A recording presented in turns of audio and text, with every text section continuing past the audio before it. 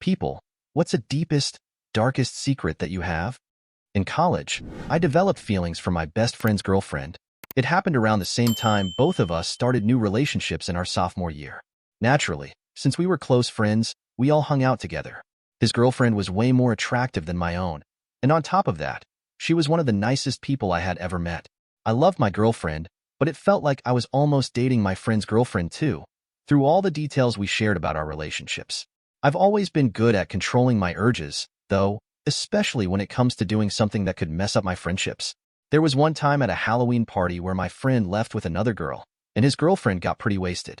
She asked me to stay and drink with her and her friends, who were passed out drunk in the back. I declined, went home, and spent the night with my girlfriend, though I did think about her a lot while I was with my girlfriend. Another time, my friend handed me his phone to fix, and I had all his codes. I thought about snooping through his phone to look for pictures of her in his private folders, but I just couldn't bring myself to do it.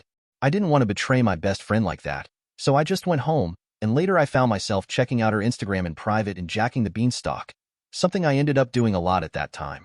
No one ever found out, and no one got hurt. Eventually, they broke up, and my friend is now happily engaged to someone else, though I'd say it's definitely a downgrade. He seems happy, though, so that's all that matters. Story 2. My aunt started hearing strange voices on her baby monitor, specifically, the sounds of crying and babbling from a baby that wasn't hers. At first, she brushed it off, but when it kept happening, she got worried. The thing was, there were no babies next door, no young children anywhere nearby. She mentioned it to me one day, hoping I could give her a logical explanation since I work in IT. I knew exactly what was happening. Her monitor was just picking up signals from another baby monitor somewhere else. It's not uncommon, just interference from a nearby device on the same frequency.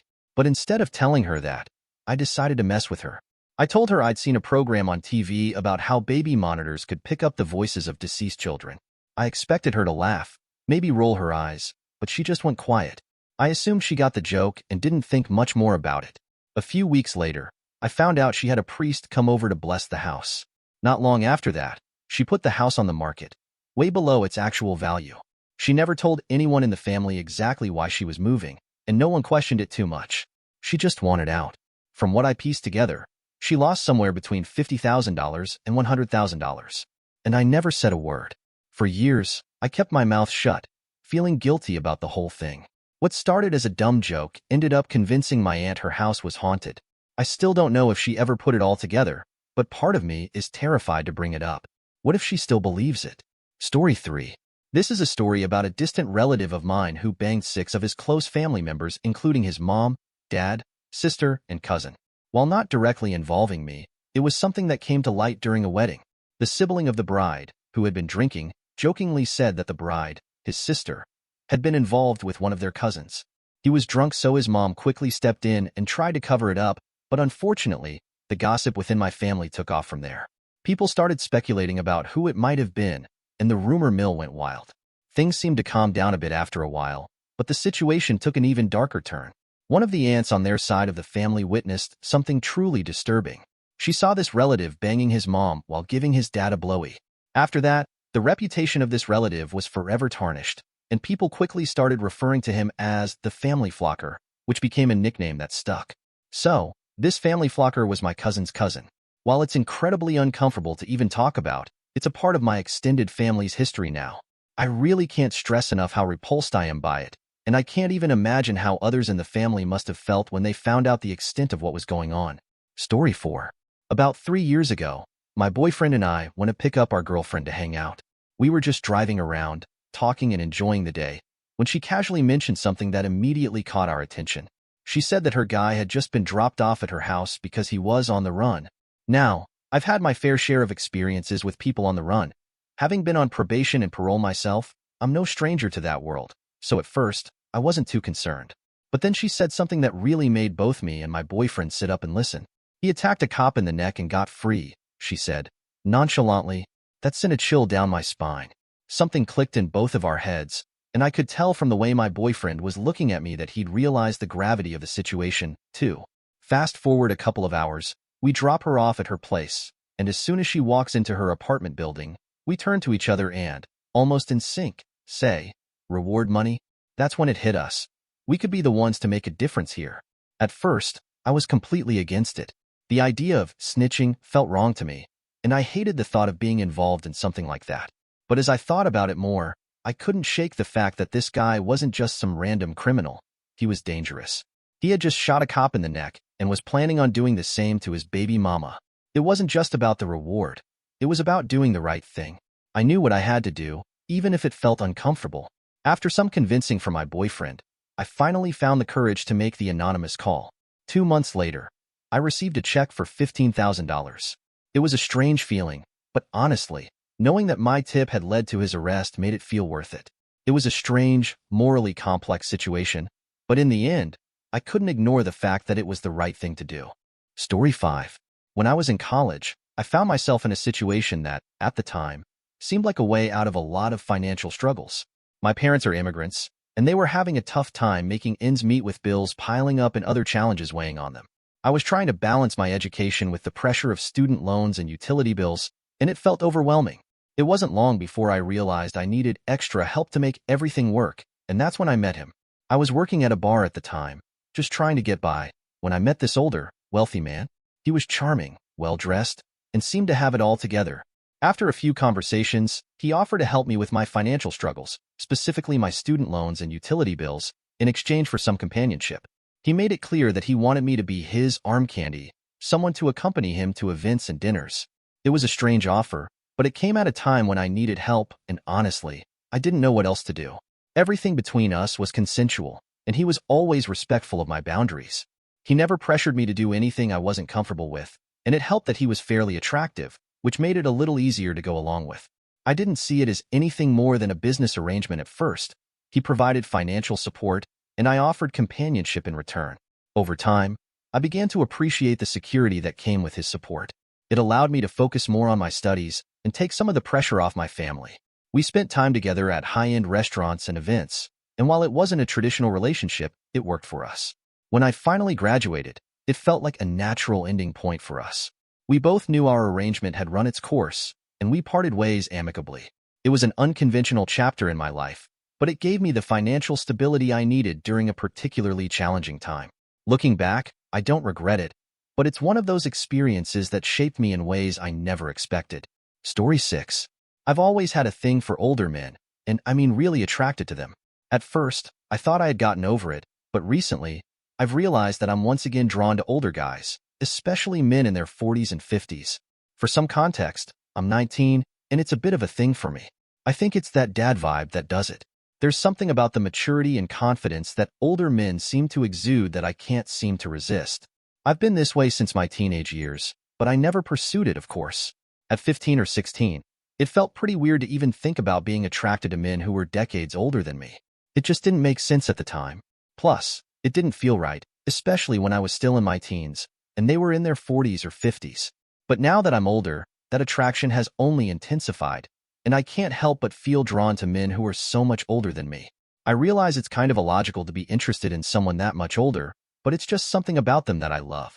The experience, the maturity, the life they've lived, all of it. It's hard to explain, but older men just have something that younger guys don't seem to have, and it's honestly been a persistent feeling for years now. It's probably not the most conventional attraction, but it's something that's always been part of me, and I don't think it's going away anytime soon. Story 7.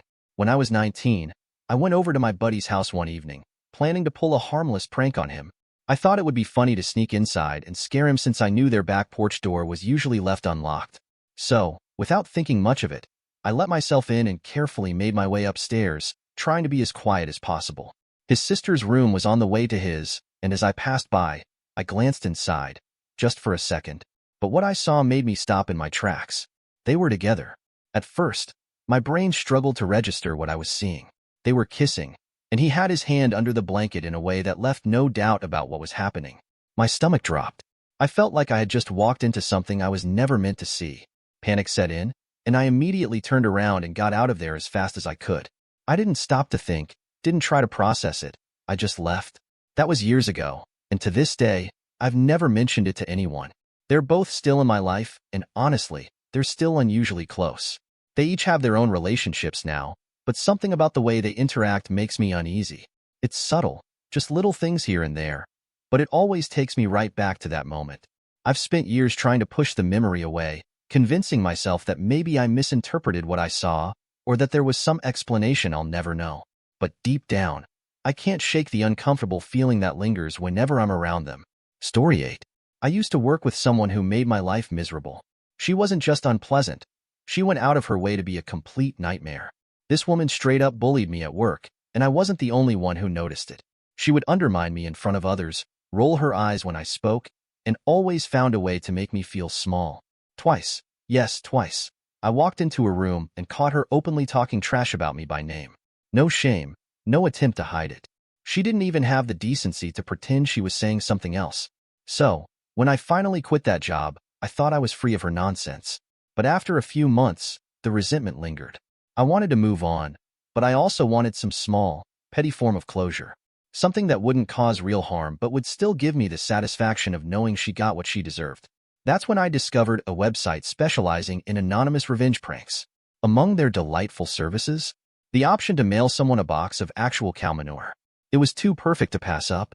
I made sure to cover my tracks, bought a prepaid gift card with cash, created a throwaway email, and had the package sent straight to my former workplace with an attached note that read, "Thanks for being such a nice person." According to my friends who still worked there, the moment she opened it was legendary.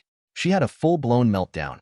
Ugly crying, screaming, shaking, the works.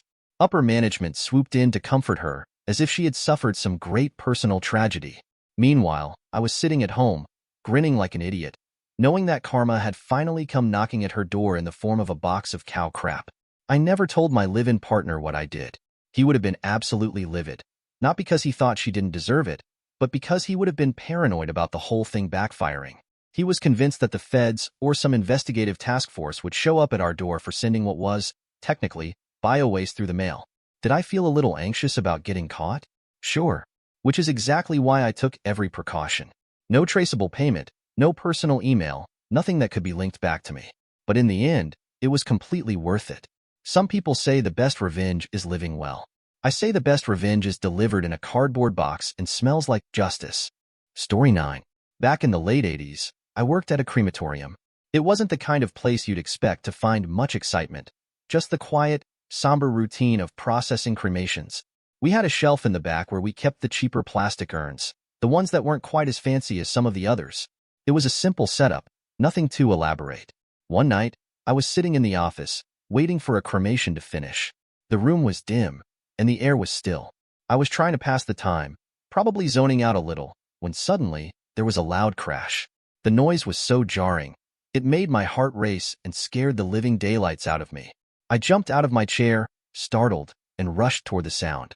When I got to the back room, I found that the shelf had collapsed completely. Urns were scattered all over the floor, and the ashes from several cremations were now a mess of white powder. My first thought was to just fix it as quickly as possible. I didn't want anyone to find out. I started scooping the ashes back into the containers, carefully as I could, but honestly, it wasn't perfect. It was more about getting it done than doing it right. I managed to get everything back in place and cleaned up the mess the best I could, but I never told anyone about what happened. It felt wrong to admit that I'd been the one to cause the accident, and it wasn't like anyone would have understood the absurdity of the situation. I just kept quiet and went on with my job, pretending like nothing had happened. It's been something I've carried with me ever since, and I've never shared it with a soul. Story 10. I have thought about offing my mother when she was sick. When I was in the military, my mom had a stroke. It was a major blow, and when I got out, I put my life on hold to care for her. I didn't think twice about it. I just did what needed to be done. That care lasted for 2.5 years. At the end, she was on a feeding tube, in diapers, and mentally absent. The woman I had known, the one who was my mom, wasn't really there anymore. It was as if the illness had stolen her from me. By the time she passed away, I felt a strange sense of relief. I know that might sound cold, but it's the truth. There were so many reasons why. One of the most overwhelming reasons was that I was simply exhausted, both physically and emotionally. Taking care of her in that state was overwhelming. The constant cycle of changing her diapers, feeding her, and cleaning up after her. Reality became a routine I could barely stomach. I hated every moment of having to wipe up the messes. Poop would get everywhere, and the places I had to clean were things I can't even bring myself to think about. I hated waking up every morning knowing that I would have to go through it all again. I dreaded the thought of having to change and feed her at least 3 times a day. The guilt I felt on the days I tried to take a break was suffocating. If I slept in just a little, I felt like a terrible person. I'd berate myself if I went to bed early without doing one last change. The guilt of trying to carve out even a small moment for myself, when everything she needed was always there, waiting, was crushing. When she passed away, it was like a weight lifted. I felt relief, and that's something I still feel guilty about. I feel like a terrible person for not feeling more sorrow at her passing. I should have felt more grief, but instead, I felt free. I hated myself for feeling that way. It's a complicated feeling that I can't shake, and I don't know how to forgive myself for it. Story 11. There's something from my childhood that still haunts me, and I've never told anyone about it. One day, my brother and I were playing outside, and he was just being a little annoying, like siblings often are. I was frustrated, so I went inside, grabbed a can of peas, and, without thinking, threw it at his head. The next thing I knew, he crumpled to the ground, unconscious. I remember just standing there in complete panic, convinced that I might have seriously hurt him or worse. It felt like an eternity, but after a few minutes, he finally came to, looking confused but okay. Now, almost 19 years later, he still doesn't remember anything about that day. There were no lasting effects, no neurological problems. He's perfectly fine, but every time I think about it, a chill runs down my spine. I've never told anyone what really happened, not even our parents. When they noticed the lump on his head, I just told them he'd fallen and hit his head, leaving out the part where he was knocked unconscious. It's something I'll probably carry with me forever, a dark secret that still makes me uneasy when I think about how close I came to causing something truly terrible. Story 12. When I was just a small child, my mom's friend Amy was babysitting me. Amy had a son, and for some reason, he managed to break one of his brand new toys while I was there. When Amy found out, her son blamed me for the accident, and of course, she believed him without question. As punishment, she decided that all the other kids could go outside to swim in the pool, while I had to stay inside and wash dishes. The thing was, I wasn't washing the dishes the way she wanted me to, so she lost her temper. She grabbed the back of my neck, shoved my face into the hot, soapy water, and slapped me across the face. I remember how humiliated and angry I felt in that moment, but what happened next was even worse. Later that night, I had to take a shower at her house. While I was in the bathroom, I did something that still brings a twisted smile to my face. I pissed in her mouthwash and hair conditioner. I still think about that moment sometimes, about the fact that she probably never knew what I had done. It feels good to think of that woman, who treated me so cruelly, unknowingly gargling my little boy piss. It was my own small act of revenge, and while I don't condone doing things like that, in that moment, it felt like the only way to regain some sense of control. Story 13. It was my first Thanksgiving with my girlfriend, now my wife's, family, and we went to her parents' house to celebrate. As she started introducing me to her family, everything seemed pretty typical. That was until I locked eyes with her sister. As soon as I saw her, I instantly recognized her as someone I had been casually seeing for years during college. We had a pretty long-term arrangement, nothing serious, just a bang buddy situation that ended when she had to terminate an accidental pregnancy. The realization hit me like a ton of bricks. I was standing there, shaking hands with her family, and suddenly, my girlfriend's sister was someone I had a history with, something neither of us had ever brought up. The first chance we got to talk privately, we both agreed that it was best not to mention anything. After all, it wasn't something either of us wanted to bring up at a family gathering, especially not in front of her parents and everyone else. For nearly 15 years now, we've kept that secret between us. Not a word has ever been spoken about it since that day. It's one of those things that hangs over us, but we both agreed that saying anything would only complicate things. It's a strange, quiet understanding we have, and looking back, I'm still amazed we were able to keep that secret for so long without anyone catching on. Sometimes, I can't help but wonder if anyone ever suspected anything, but so far, it stayed between just the two of us. Story 14. I often find myself thinking about what my life would be like if I divorced my wife. There are days when I feel completely drained and overwhelmed by the tension between us. She has a way of making me so miserable that I can't help but imagine walking away from it all, just running for the hills and escaping the constant emotional weight. But then, there are moments where things are good, even great, and I wonder if I'm overthinking everything. The issue, though, is that the good times seem to be fewer and farther between, and the bad times keep piling up. It's starting to feel like the downs are starting to outweigh the ups. She's almost always in a foul mood, no matter what.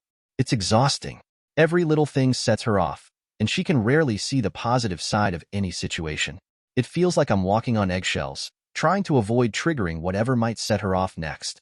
The emotional roller coaster we're on is wearing me down, and I'm starting to resent the unpredictability of it all. It's as if I never know if I'm coming home to peace or chaos, and the uncertainty is beginning to take its toll on me. But then, I think about the 3 kids we have together, and I know how messy and painful a divorce could be, especially when it comes to family court. I would probably be left with far less than I could handle. I'd probably be destroyed in the process, both emotionally and financially. So, for now, I keep going. I keep pretending that things are okay, even when they aren't. I keep enduring the ups and downs, hoping for a balance that might never come. And after all, this is a secret, right? Something that's just between me and whoever else needs to hear it. Story 15. When my boyfriend, now ex, got sick, I became his primary caregiver for 2.5 years. I was in my 20s, and it was one of the most emotionally draining periods of my life. Being so young and thrust into this role, I had a hard time finding anyone who could relate to what I was going through. It felt incredibly isolating. During that time, he would verbally talk about wanting to off himself, saying he couldn't deal with the illness and the pain anymore. It was heartbreaking to hear, but after a while, I found myself mentally replying, "So hurry up and do it already." I know how terrible that sounds, but I was exhausted. My new daydreams weren't of him getting a miracle diagnosis or finding a way to get better. They were about him passing away so I could finally move on with my life. I want to be clear. If you're someone who depends on another for care, this isn't about you. This was specific to my relationship. He wasn't just sick. He was manipulative and emotionally abusive. He would gaslight me constantly and spend all his time playing video games, hardly ever acknowledging me unless he needed something, like help with a personal request. It became a one-sided relationship, and I felt invisible. On top of that, he was incredibly controlling. I couldn't go hang out with my friends on weekends or after work because he would make me feel guilty, as if I couldn't have fun without him, even though he never seemed to care about anything outside his own world. He would get insanely jealous of my male friends, making things even more suffocating. It was like living in a constant state of tension, and it wore me down mentally and emotionally. The good times I had once envisioned for us were nowhere to be found. I spent so much time just surviving, wondering when it would all end. Story 16. When I was around 15 or 16, I went out with my parents to a mall. I decided to run off to the Big W store, which is an Australian retail chain. Once inside, I just wandered around, doing my thing like everyone else. Eventually, I ended up in the men's section, and that's when I heard a little boy, about 5 years old, running around and pulling clothes off the racks. At first, I got annoyed because I was always taught to be respectful in stores. No yelling, no making a mess, and definitely putting things back where they belonged. But this kid was screaming and whining, acting like a complete nightmare. I looked around and couldn't see any adults nearby, so I walked over to him and asked where his parents were. Without missing a beat, the kid spun around and yelled in my face, "F off, you fat pig. I don't need parents." I was completely taken aback, but I was also furious. So, I said, "Now, that's no way to talk. I just want to help, because I thought I was being nice." But the kid wasn't done. He shot back, "Go screw yourself," and then ran off, continuing to pull things off the shelves. He even ripped a mannequin off the display and shoved it under the pile of clothes he'd already scattered. Now, keep in mind, this kid looked like he was barely 5 years old. Normally, I might have gone and found an adult, but instead, I decided to handle it my way. I waited for him to run past me and then stuck my leg out. He tripped and fell face first onto the floor, immediately bursting into tears. I just stepped over him, walked away, and kept going like nothing happened. That's my secret. Story 17. Last year, I was hospitalized with COVID and ended up on a ventilator for 3 weeks. I was placed in a medical coma, resuscitated multiple times, and teetered on the edge of death the entire time. But my darkest secret is that I wanted to pass away. I was in the middle of a divorce, drowning in severe depression, and convinced my life was over. In a way, I welcomed the virus. It was doing what I didn't have the courage to do myself. I had no desire to fight. Everything changed the night my family was called in to say their goodbyes. The doctors didn't expect me to make it until morning. My mom, who raised me as a single parent, sat by my bed, telling me how much she loved me, how strong I was, and how I needed to keep fighting. Even in my coma, I heard her. And for the first time in a long time, I wanted to live. That night marked the beginning of my turnaround. Against the odds, I pulled through and slowly started recovering. It's been a long, difficult journey, and I'm still not fully there. But without that moment, without hearing my mom's voice, I truly believe I wouldn't have made it. I've told her how much her words meant to me, but I've never admitted that, before that night, I was ready to let go. If the hospital hadn't lifted its COVID restrictions and allowed her in, I don't think I would have fought it all. Story 18. My childhood best friend came to visit me at my college dorm one night, just like old times. We hadn't seen each other in a while, so I was excited to catch up. At some point during the night, he bought pills from some guys on my hall, saying he needed them for a party he was going to later. I remember being weirdly impressed. He moved through the transactions so easily, so confidently, like he had done it 100 times before. He was charismatic, joking around with my dorm mates, fitting right in. It was almost fascinating to watch. Before he left, he pulled me aside and told me not to tell his mother what he was doing. Then he added, "But if I pass away, tell her I love her." Something about the way he said it made my stomach twist. It wasn't a joke, not really. There was something heavier behind it. For a split second, I thought about stopping him, asking if he was okay, insisting he crash at my place for the night. But I didn't.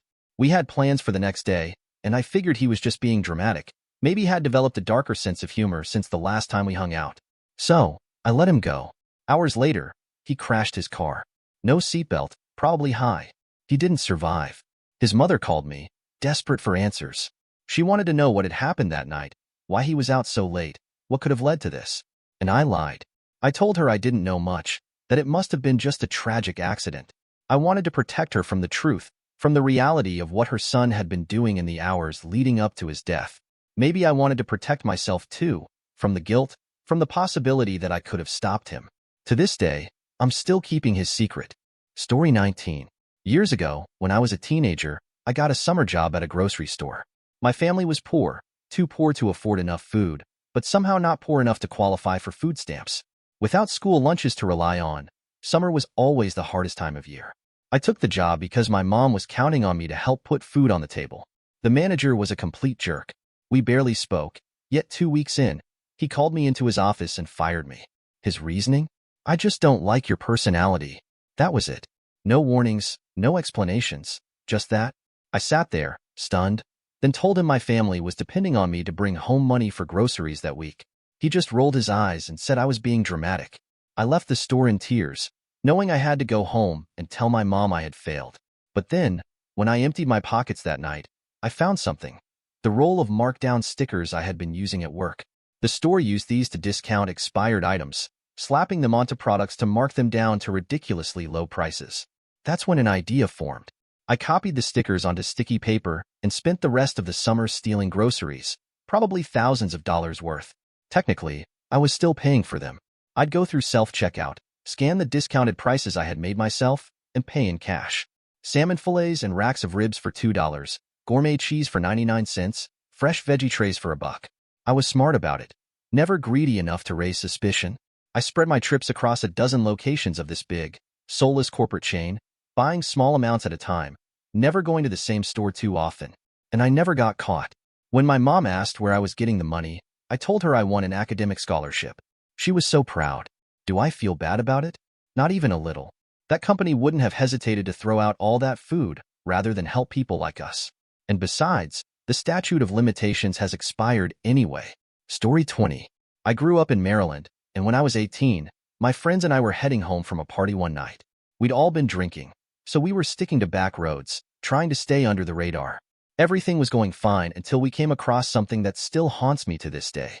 Up ahead, we saw an overturned Jeep, and we immediately pulled over. We were all completely freaking out.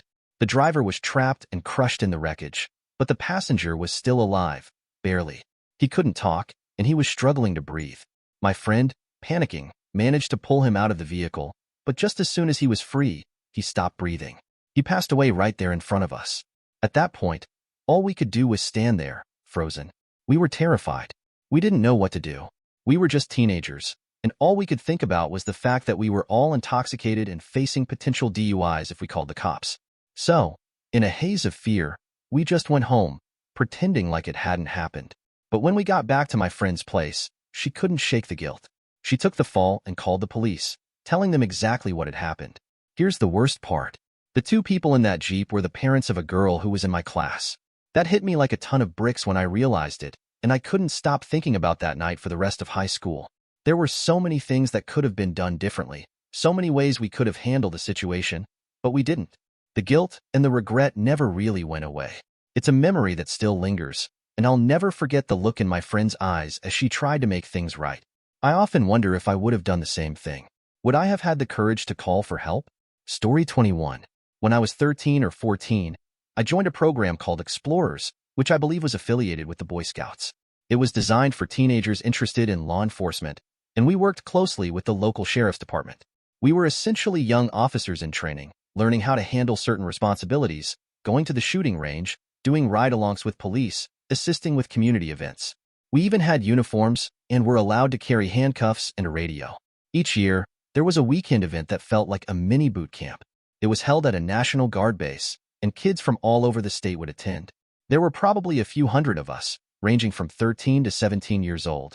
We slept in barracks, large, open rooms filled with rows of single beds, about 30 kids per room. At the time, I was small for my age, having not yet hit puberty. I stood around 4 feet 8 inches, and that made me an easy target for teasing. It wasn't unusual for the older kids to mess with me, and I had gotten used to the constant joking at my expense. But one day, during a break in the schedule, things escalated beyond the usual roughhousing. I don't know exactly how it started, but suddenly, I found myself being surrounded by a group of older kids. They were laughing, egging each other on, grabbing at me like it was some kind of game. At first, I struggled to break free, thinking it was just harmless play, but it quickly became clear that they weren't letting me go. The noise we were making caught the attention of the entire barracks, and soon enough, almost everyone was watching. Some kids joined in, others just stood by, and before I knew it, I was outnumbered. One of the older kids, probably the ringleader, took control of the situation. They wrestled me down onto one of the beds, and despite my attempts to fight back, I couldn't break free. I remember the panic setting in as I realized I was completely overpowered.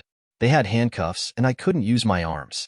The next few moments are blurry, but I remember them pulling at my clothes and the overwhelming fear that came with it. I know they tried to take things further, but to this day, I don't believe they fully succeeded. Maybe I fought hard enough. Maybe someone eventually stepped in, or maybe they just got bored. I don't know why it stopped, but suddenly, it was over. And just like that, as if nothing had happened, everyone moved on. We lined up outside, ready for the next scheduled event, acting as if it had been just another part of the day. No one spoke about it. I didn't report it to any of the officers overseeing us. I didn't tell my parents when I got home. I've never told my wife. The only people who know are strangers on the internet. For the most part, I don't think about it. I've managed to push it into the back of my mind, convincing myself that it didn't really affect me. But as I type this, I realize how much emotion still lingers. I don't know if I buried it, or if I just never fully processed it, but it's there. It always has been. Story 22. My maternal grandmother, who passed away recently, lived a life filled with mystery and, quite possibly, crime. She had multiple husbands over the years, and at least one of them, without a doubt, met an untimely end under suspicious circumstances. There's a very real possibility that others did too, though nothing was ever proven. The husband in question passed away from a rare form of heavy metal poisoning, something that developed slowly over the course of years. His doctors were baffled at how he could have been exposed to such a toxic substance in the first place. But there was one detail that stood out. My grandmother had been the one preparing all of his meals during that time. Every single one. Yet somehow, she herself never showed any signs of exposure. Nothing ever came of it, legally speaking. No charges, no arrests, just whispers and speculation. It was easy for people to dismiss it as a tragic medical mystery, especially since my grandmother had a way of charming people and deflecting suspicion, but those closest to her knew better. And the fact that multiple husbands had passed under similarly questionable circumstances only made it harder to ignore. Did she do it for financial gain? That's the most obvious theory, considering she always ended up with a comfortable sum of money after each loss. But there's a part of me that wonders if there was more to it. Some deeper motivation, something beyond greed. Was it control? A twisted sense of justice? Or did she simply enjoy playing God? I'll never know for sure. She took whatever secrets she had to the grave. But the thought lingers, and it makes me see her in a different light, both fascinating and terrifying. Story 23. It's not that I have any deep doubts, but I have to admit, I'm fairly certain my son isn't biologically mine. There was a lot of uncertainty surrounding the date of conception, not to mention the fact that his mother was involved with multiple people around that time. But after months of being reassured that he was mine, I eventually told myself to just accept it. Foolishly, maybe, but I did. Fast forward to when he was about 3 months old, and his mother suddenly decided she was scared of him and couldn't care for him. Now, at 7 years old, he hasn't seen her at all. She's disappeared from his life completely, and she doesn't even check in on him. As far as I'm concerned, he's my son, regardless of what anyone could say. I've raised him, loved him unconditionally for these past 7 years, and I'll continue to do so for the rest of his life. If I'm being completely honest, though, I'm scared to take a DNA test. I'm terrified that if I found out he wasn't mine biologically, I might not love him the same way, or that it might change how I see him. I don't think that would happen, but when emotions are involved, you just never know how you might react. Story 24. I've always been the black sheep in my family, no matter what I do. It's something I've come to accept, but it's far from funny. To me, it's downright abusive. My whole life, no matter how much I try to fit in or make things work, I've never really been accepted. For the last couple of years, I've been quietly making plans, working behind the scenes while pretending everything is fine. I've been secretly taking courses, saving money, and tying up loose ends in preparation for what's to come. I've built a solid escape plan, one with multiple contingency plans in case something doesn't go exactly as I hope. In the next couple of months, I'm buying a one-way plane ticket, throwing my cell phone away, and starting fresh. I'm disappearing completely, leaving them behind forever. They have absolutely no idea what's coming, and I know when it happens, they'll cry and wonder why I left. But I won't be crying. I'll know exactly why I did it, and I'll finally be free. I'm ready for this. I'm excited. Story 25. When I was younger, I did something that I still can't believe worked. One afternoon, I was messing around with my BB gun, and for whatever reason, I decided to take aim at a metal dog bowl. The BB hit the bowl, and it ricocheted straight into my dad's sliding glass door. It made a perfect bullet hole, and the glass shattered in that telltale spiderweb pattern. My heart dropped, and panic set in. I had to act fast. I quickly grabbed a piece of gravel from the yard and rubbed it into the hole in the glass, hoping it would somehow blend in. I then placed the piece of gravel next to the door to make it look like it had come from outside. In a complete act of desperation, I ran to the lawnmower, started it up, and mowed part of the backyard. But I intentionally mowed the grass too short, making it look like I might have hit a rock while mowing. When I went inside, I calmly told my dad that I must have hit a rock with the mower, which caused the damage to the door. Miraculously, my BB gun wasn't taken away. I think my dad just believed me, or maybe didn't want to deal with it at the time. It felt like a lucky break, but what I didn't realize was how long that little lie would follow me. Fast forward 10 years, and I'm a full-time landscaper. My dad hires me to cut his grass now, and every time I go over there, my stepmom insists that I check for rocks before I start mowing. I always do, but there are never any. And every time I hear her say it, I'm reminded of that lie. Story 26. When I was in 3rd grade, I got one of those Harry Potter books where you can make your own wand. I decided to follow the instructions carefully, choosing all the materials that felt Slytherin-worthy, thinking it would make the wand evil, like some dark magical object. As I finished putting it together, my brother walked into my room without knocking, which really annoyed me at the time. In a childish fit of frustration, I decided to use the wand and pretend to curse him. No harm, right? Later that evening, my brother was outside playing. He climbed to the top of the slide, and out of nowhere, he fell. He tried to catch himself, but ended up breaking his arm. He had to go to the emergency room, and I was absolutely convinced that my pretend curse was responsible. I believed I had somehow activated the magic in that wand, and it felt like I had really tapped into something powerful. That night, when everyone else was asleep, I couldn't shake the feeling that the wand was cursed. So, in the middle of the night, I snuck into the garage, grabbed a shovel, and dug a hole in our backyard. I buried that wand deep in the dirt, thinking that it was the only way to stop its supposed dark power. To this day, I've never looked for it or told anyone about what I did. And that's my secret. Story 27. I'm in a relationship that I can honestly say is loving, fun, and fulfilling. My boyfriend and I have a great connection. We enjoy each other's company, laugh together, and are genuinely supportive of one another. It's a really wonderful partnership overall. But when it comes to our physical relationship, there's one challenge that we've had to work through. We don't have intimate time all that often, usually once every few weeks, sometimes longer if one of us is dealing with an injury or just doesn't feel up to it. The issue is that my boyfriend has a rather large dong, and while it's not something I'm bragging about, it's become a real point of discomfort for me. It's just really big, and it actually hurts during intimacy. We make sure to use plenty of foreplay and lube, but even with all of that, it still ends up being painful for me. This makes me nervous, and I tend to tense up before we even start, which only makes it harder for both of us. It's frustrating because it's hard to enjoy something that's supposed to be intimate and fun when you're already dreading the discomfort. It's not that I don't want to be close with him. It's just that this physical aspect can make things feel more like a challenge than an enjoyable experience. Sometimes, because of my nervousness and tension, he ends up losing his stiffy, which only adds to the frustration. It's such a tricky thing to navigate, and honestly, it feels more complicated than it should. But despite all of that, we're both understanding and patient with each other, and we keep working together to find ways to make things better. Everything else in our relationship is amazing, though. The emotional connection and the fun we have together are what matter most. We're a team, and we're learning to handle this one bump in the road together, so we're both happy. Story 28. My youngest sister really wanted a dog, so my parents got her a fluffy little Pomeranian, and we named her Kit Kat. At first, it seemed like a good idea, but my larger dogs couldn't stand her, and honestly, I started to feel the same way. She wasn't house-trained, barked incessantly, got into the trash all the time, and chewed up everything from clothes to blankets. I've always loved dogs, so I offered to help train her, thinking I could make a difference. But my parents refused. They were worried that if I trained her, I'd get too attached and my sister would get upset. Kit Kat was a little escape artist. She'd run out of the house at any chance she got, and if someone left the front gate ajar, she'd take off through the neighborhood. She'd run for hours before anyone could catch her. She never really learned her name or any commands, but my little sister adored her. They were inseparable. Kit Kat was her best friend.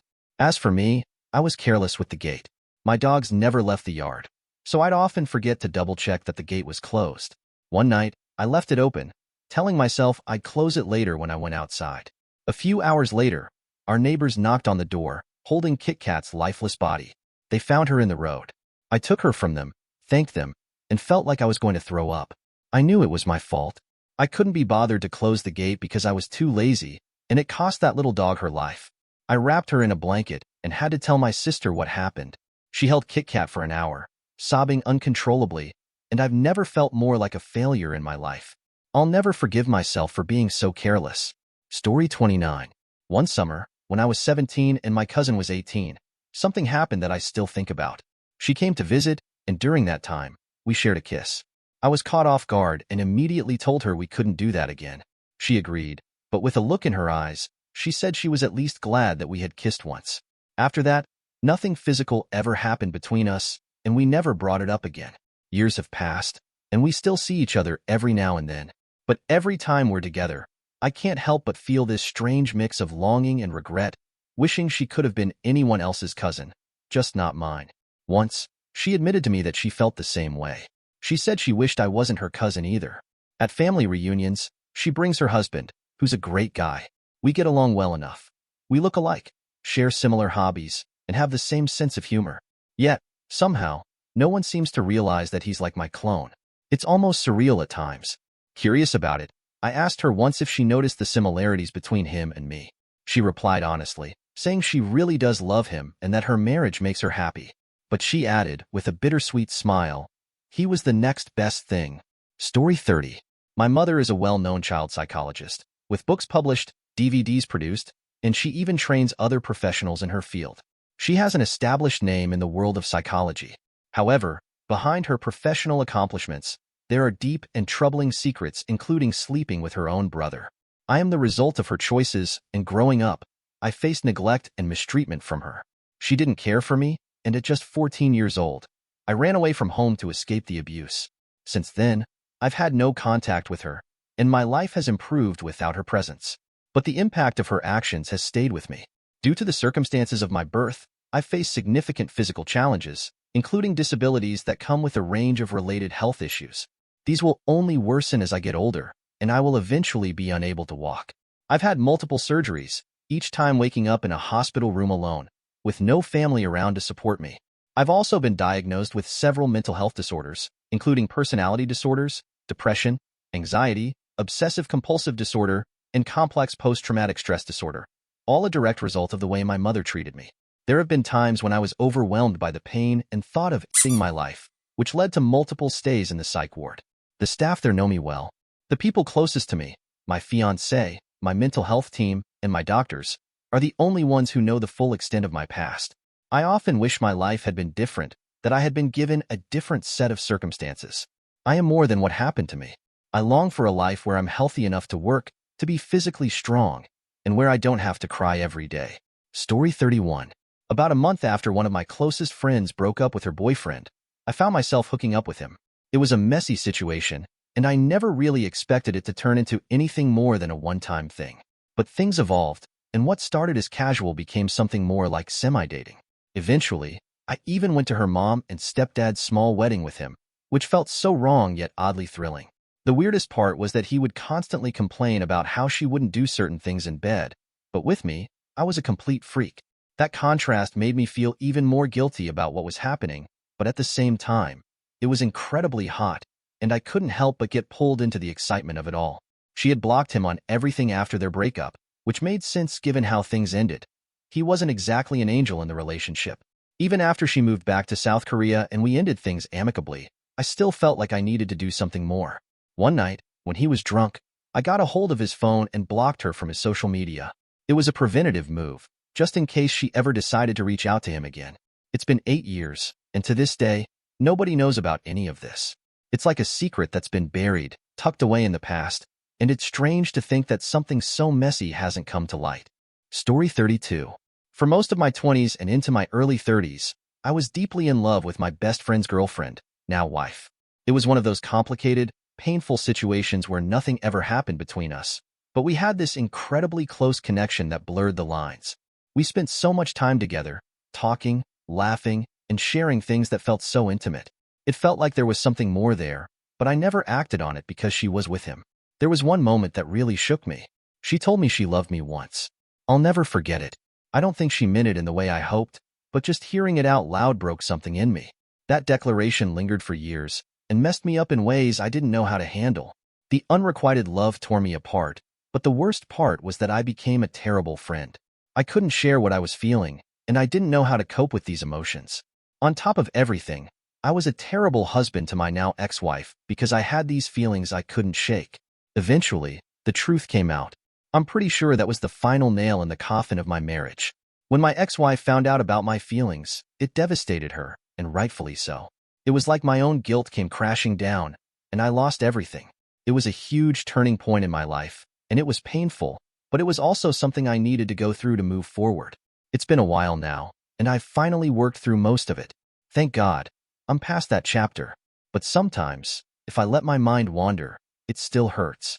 The memories, the choices I made, and the mess of emotions, it can all hit me when I least expect it.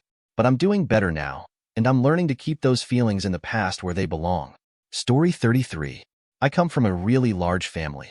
So large, in fact, that even at 44, there are still relatives I've never met. Back in the early 90s, when I was in high school, I had what you'd call a typical love experience. I met a beautiful girl on the swim team, and we started dating. After a couple of months, we got more serious, and eventually, well, the deed happened. A year into our relationship, we found out we were expecting twins, 2 beautiful little girls.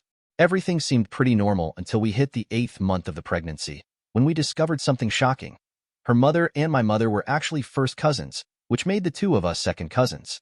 We didn't find this out until nearly 2 years after we started dating, and as you can imagine, the news hit the family hard. It felt like DEFCON 1 for everyone, and there was a lot of division and tension for years to come. But by then, we were deeply in love, and honestly, we didn't care about what anyone else thought. We got married, and while it wasn't perfect, we had a somewhat happy marriage. Unfortunately, like so many young marriages, we grew apart after about 12 years. We both changed, and I guess that's what happens when you marry too young. But even though our marriage ended, we didn't let the divorce get in the way of our commitment to our daughters. I started my own business, bought her a house so she could live comfortably with the girls, and bought a house nearby so I could still be involved in their lives. Now, all these years later, our daughters are adults, and they love both of us equally. We worked hard to co-parent, even after the divorce, and I think that's why we were able to raise them in a loving and supportive environment. It wasn't always easy, but I'm proud of how we handled it. Despite everything, we've remained close friends for the sake of our kids, and that's something I'll always be grateful for. Story 34. There are a few things I can't seem to get over, and it's really messing with me. 3 years ago, I had a life-threatening illness that landed me in the hospital, and the two supervisors I had at the time tried to access my medical records to check on me. I work in healthcare, so there's no way they didn't know better. They never bothered to visit me while I was in the hospital, didn't reach out to my husband, and instead, they tried to use the hospital's computer system to view my records. It's hard for me to forget because the year before, they visited a colleague who had been in a car wreck. Yet, when it was my turn to be hospitalized, there was nothing from them. When I returned to work, and honestly, I should have taken more time off, but bills and insurance and all that, things didn't get any better. I was called into the office almost every day for trivial, petty complaints. It was clear they were nitpicking. Eventually, I was fired, and HR wasn't even present because they didn't know what to do. They didn't do anything about a physician who was harassing me, either. He refused to communicate with me directly, insisting that the other nurse handle anything related to my patients. After I came back from sick leave, his passive-aggressive behavior ramped up, leaving stacks of documents on my chair instead of putting them where they belonged, refusing to sign off on paperwork despite multiple reminders, and even criticizing my personal choices, like my religion and my pets. It was completely unprofessional and incredibly toxic. It's not just that I have a hard time trusting supervisors now, or that I feel nervous around physicians at work. I'm still carrying the weight of how I was treated. I gave everything to these people for 7 years. I worked myself to the bone, even when my health was suffering. And then, after everything I did, I was just discarded when I needed them the most. What really messes with me is that I still have nightmares about those 3 people, nightmares that haunt me more than any injury or illness I encountered while working. I want to write to them, explain how deeply they hurt me, and how they completely destroyed any love I had left for my job. But then there's the issue of references and moving forward. Story 35. I used to work at an investment bank, and landing that job wasn't easy. To even be considered for the position, I had to go through a rigorous series of assessments. Among these was an Excel financial modeling test, which was a bit intimidating. Now, I'm no stranger to Excel. I've built plenty of complex financial models in my time, but this task was something else entirely. It involved fixing a financial model that had been poorly built. Though it wasn't bad on purpose, the person who created it clearly didn't know their stuff too well. So, I'm sitting in a room with a laptop, tasked with fixing this mess. I open the spreadsheet and honestly, I have no idea where to start. It's a complete mess. The formulas are all over the place. The layout makes no sense, and I'm feeling a bit overwhelmed. I start scanning through the tabs, desperately trying to make sense of anything I can fix. Then, as I'm scrolling through the desktop, I see something interesting. Another candidate's attempt at this very same task had been saved on the desktop. Curious, I opened it up and quickly realized that this guy had gotten a lot further than I had. I wasn't about to give up, so I decided to take a closer look at what he'd done.